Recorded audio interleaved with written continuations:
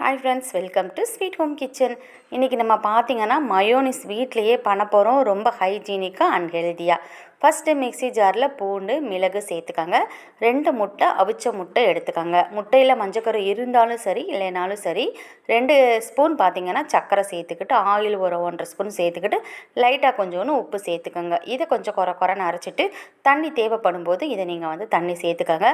ரொம்ப நல்லாயிருக்கும் வீட்டிலையே செஞ்ச மயோனிஸ். இந்த மயோனிஸை வச்சு சின்னதாக ஒரு சாண்ட்விச் சிம்பிளாக செய்ய போகிறோம். கடையில் விற்கக்கூடிய பன் இருக்குது பாருங்கள், அதில் இந்த மயோனிஸை அப்படியே தடவி சாப்பிட்டிங்கன்னா ரொம்ப நல்லாயிருக்கும். இப்போ நம்ம செஞ்ச மயோனிஸை வேறொரு பாக்ஸில் இந்த மாதிரி மாற்றிக்கிட்டு இதில் பார்த்திங்கன்னா பொடிசாக கட் பண்ண பெரிய வெங்காயம், தக்காளி, அதே போல் கொஞ்சோண்டு கொத்தமல்லி சேர்த்துக்கலாம். பச்சை மிளகா வேணாலும் சேர்த்துக்கலாம். உங்களுக்கு ஏதாவது வெஜிடபிள்ஸ் வேணாலும் ஆட் பண்ணிக்கோங்க.